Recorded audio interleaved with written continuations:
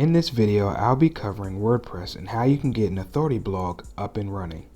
The benefit of having a website is that a website is yours. With platforms like YouTube, Twitter, and Instagram, these platforms are owned by other people, and ultimately, they have the final say on what they allow on their platforms. Whereas with a website, you control what goes on it and how you want to monetize it.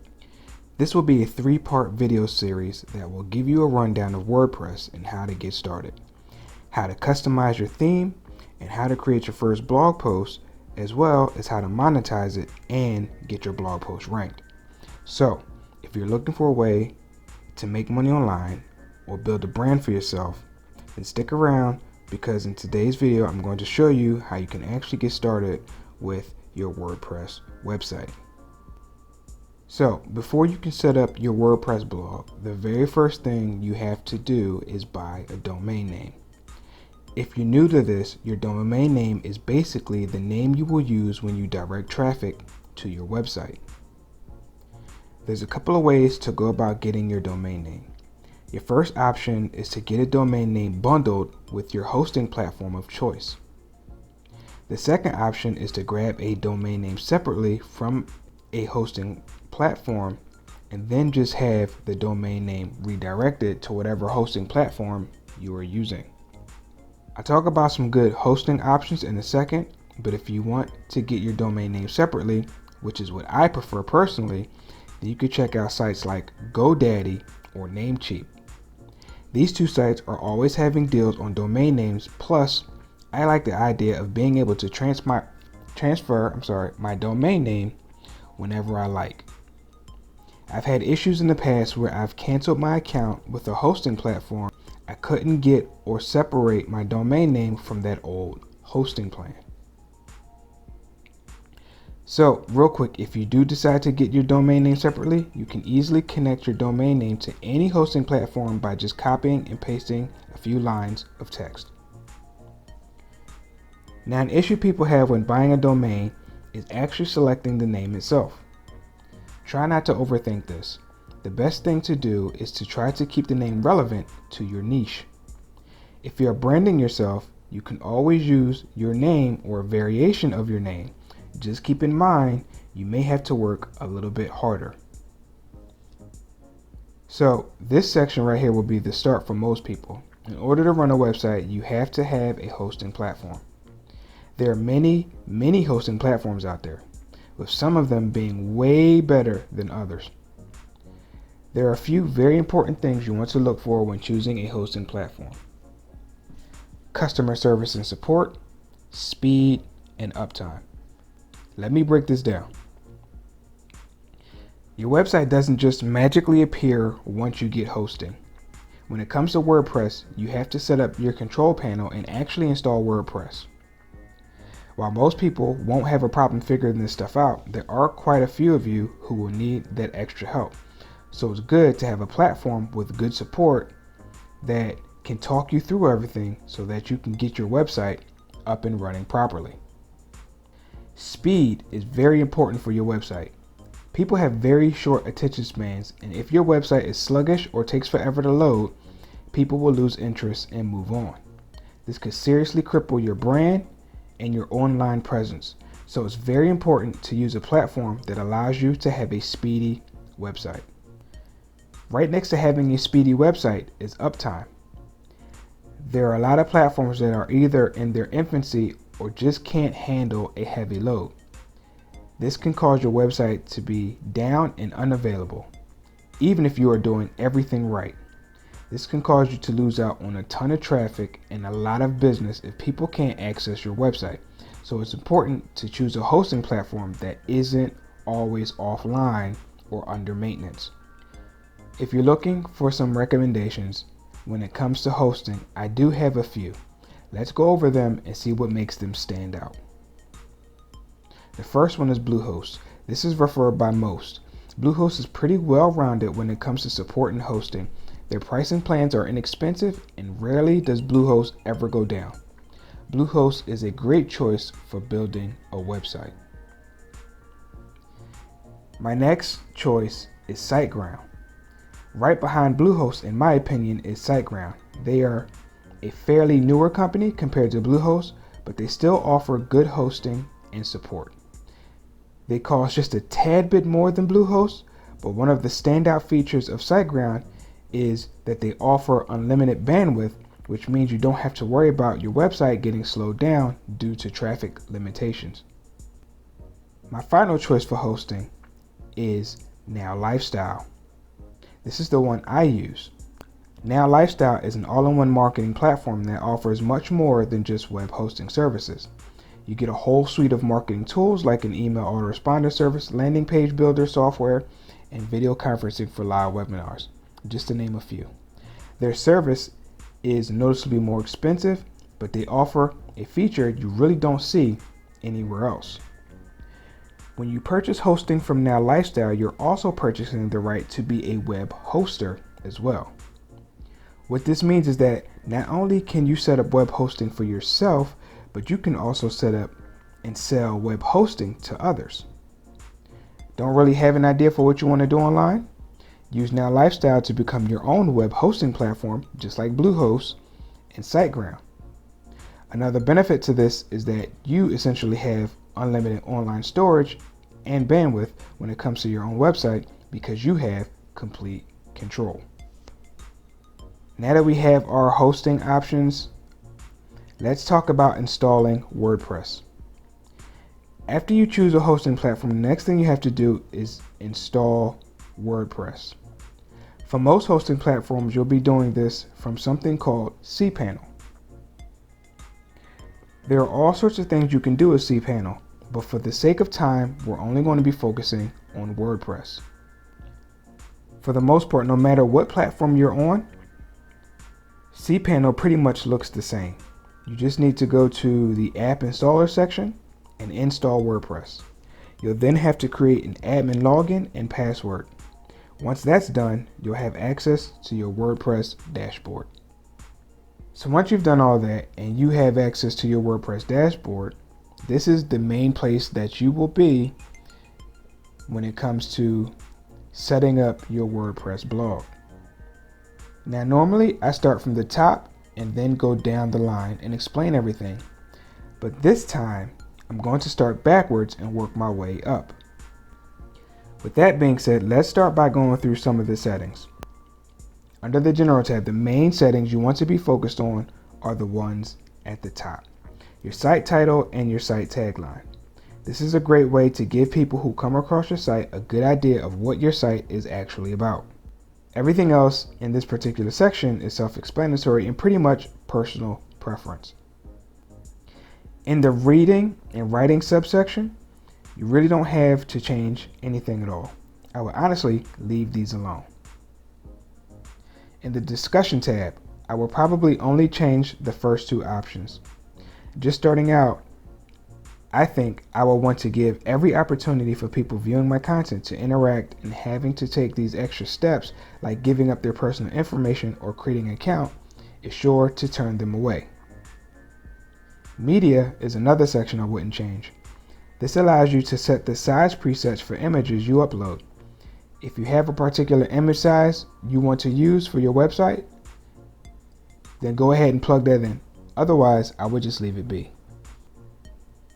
Next, you have permalinks, and this is a big one. This is the URL link that shows up when you create a blog post. Now for this one, I would choose post name as the option.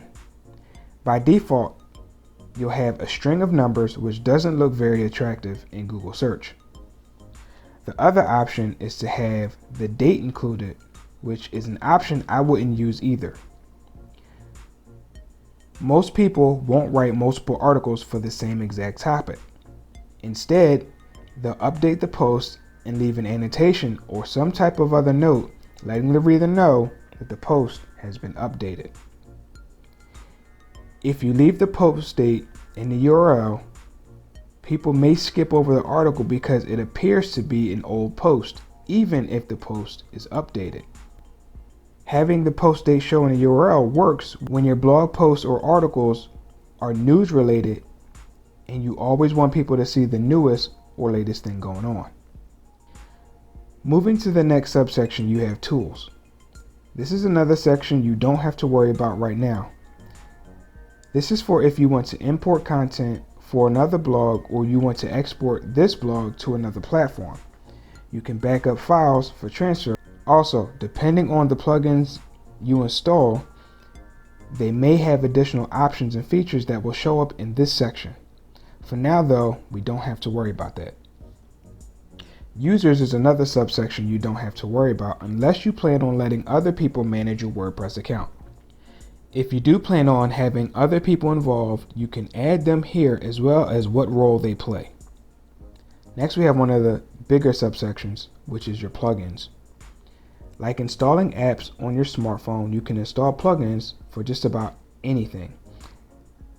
And these plugins will make the experience for you as a content creator, as well as the experience of your readers, a much more enjoyable experience.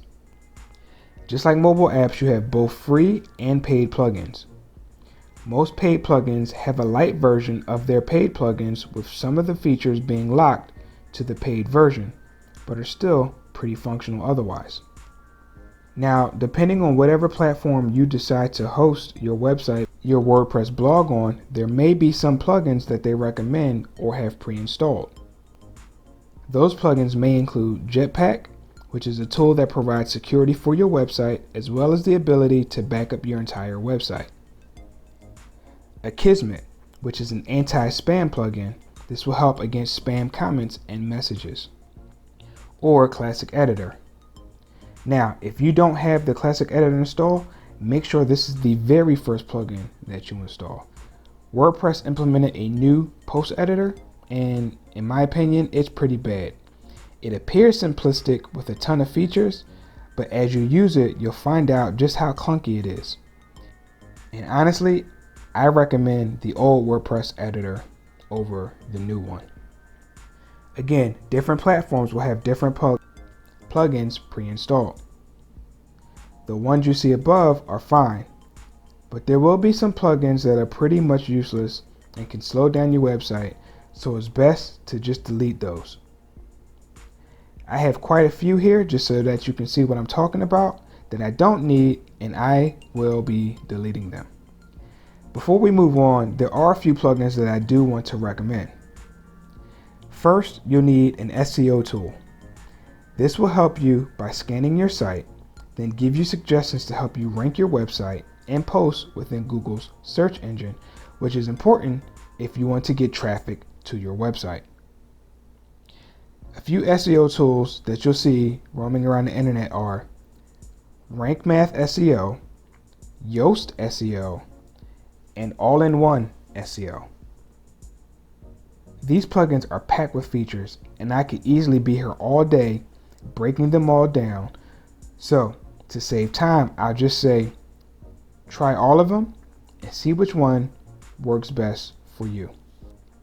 Another plugin you'll need for your website is a contact form. This is a great way for people to reach out and contact you, and it gives you a chance to build a relationship with your readers. For this, I recommend WordPress Forms Lite. This is a simple drag and drop contact form that's super flexible with a ton of options. It's lightweight, so you don't have to worry about it bogging your website down. There's also enough features with the Lite version to where you don't have to worry about upgrading to the premium one, at least in the beginning. Something else you may want to add to your website is a subscription form. These are used to collect emails so you can build an email list. I have a couple of recommendations, starting with WordPress Subscribe. This is a simple, lightweight subscription form that you can add to your sidebar. Now, if you want something a little more flashy or interactive, then I would suggest checking out Hello Bar. This plugin allows you to get more creative with your subscription form. This one allows you to have pop-ups, scrolling bars, and many more ways to catch your readers' attention. Now, both plugins sync with multiple email marketing platforms like MailChimp and Aweber, so you have plenty of options when it comes to collecting and managing emails. If you plan on writing reviews on your blog, a good plugin to check out is WordPress Reviews.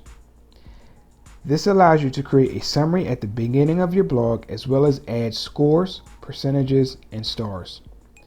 This works out perfect for those that just want the cliff notes, the good, the bad, and do you recommend the product. The next section I'll be talking about is themes. Just like with plugins, you have a marketplace with both free and paid themes. There are even websites that sell their own themes outside of WordPress. Just like with plugins, I do have a couple of recommendations for your authority blog. While you have a lot of options, most of the themes that are in this WordPress marketplace are actually pretty bad and not well optimized for an authority blog. You could be here all day going through the WordPress theme store looking for the right theme. So instead, I'm going to direct you to this site right here, mythemeshop.com. And they have plenty of authority blog optimized themes for you to choose from. You could take a moment to go through all the themes if you like, but I've already gone through and picked out two which I think are the best for you to start out with. So the first theme is Schema. This is a very lightweight and simplistic theme used by many. It's a great theme for creating an authority blog, and it's also mobile responsive, which means the theme adapts itself to mobile devices, so mobile viewers get the same speed and simplicity as computer viewers do. Text, frames, and backgrounds are all customizable, but honestly, the theme looks good as is, which is why it's a great theme to start out with.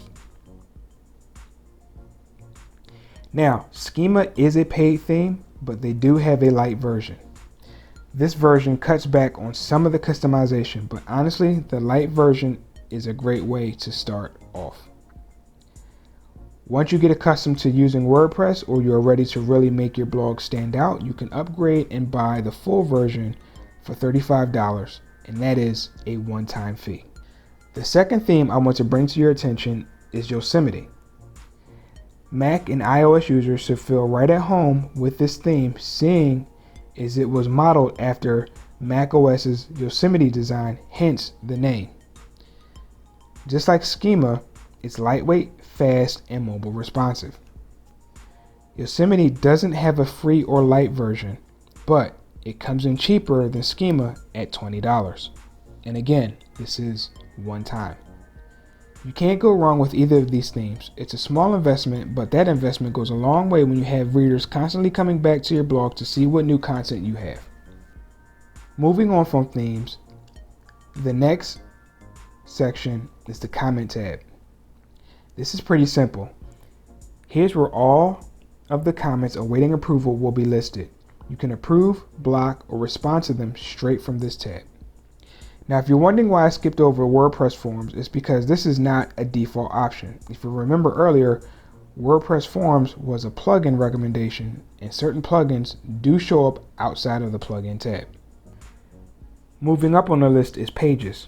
This is where you will be setting up individual pages on your blog, like your privacy policy, disclaimer pages, a contact page, and maybe a resource page. Pages can be assigned to show up in the menu section of your selected theme, which usually places your pages somewhere at the top of your website, in the header, or somewhere at the bottom of the page, usually in the footer. Creating a page is just like creating a blog post, but the content created on a page won't be added to your blog archive. You can create as many pages as you like, and these pages can be ranked in Google as well. Media is next up on the list, and again, this is a really simple and quick one. Anytime you want to upload media, you can use this tab to upload it here. Media that you've uploaded straight to a blog post will also show up in this tab as well. And here we are at the very top of the list. This is the post section, and then this is the main place where you'll be creating content for your blog. It may look a little bit different depending on whether you are using the new blog editor or the classic editor. I'll show you both variations, but I'll mainly be focusing on the classic editor. So we'll start off with the new editor, the block editor. As the name implies, you do all of your editing in blocks. You can hit the plus symbol on the right side of each block to add or edit a new block, or you can hit the plus symbol at the top left for the same effect. Hitting the plus symbol reveals a list of items that you can add to your blocks. I won't go into detail with all of this because there's way too much here, but as you can see, there are a lot of things you can add to your blog posts. That's pretty much it. There's not much to talk about here. Again, this editor, while super simple, feels kind of clunky to me, and I prefer the classic editor over this one. Now with that being said, let's head over to the classic editor. So this is the classic editor, and as you can see, it looks vastly different from the new block editor. There are fewer options compared to the newer editor, but it's more flexible, if that makes sense. So as you can see, I can change the header as well as the permalink. Remember, that's the URL that shows up in search. You have a basic assortment of options like text and font size, bold, italic, alignment, and so on. I can also directly add media and forms if need be. It's all right here in my face, and I don't need to scroll a long list to find out what I need. On the right side, I have extra options like adding or removing stuff from each individual post, like my header, footer, or the article author. I can schedule a post date, or I can publish right away. I can also set a category and even a featured image if need be. Again, all of this stuff is right here in my face, and I don't have to worry about searching for it. Now, there is an extra section below the editor, but I'll go into more detail about this in another video. This is the SEO plugin Rank Math that I mentioned earlier, which again helps you rank your blog posts with Google search engine. In the creating your blog post video, I'm going to break down how to actually write your blog post, and I'll go ahead and break down your SEO tool and why having a good SEO tool is good for ranking your blog posts. But for now, I just wanted to give you a rundown of WordPress so you know what you're actually looking at. Again, this will be a 3-part series, with this being the first one. In the next video, I'll be showing you how to customize your theme, and in the third video, I'll be showing you how to create your blog post, how to monetize it, and how you can rank it in Google search engine. Okay, so that's all I have for this video. If you found this useful, give it a like and leave a comment down below, and make sure you look out for those other 2 videos as well. Thanks for watching, and I will catch you in the other videos. Take care.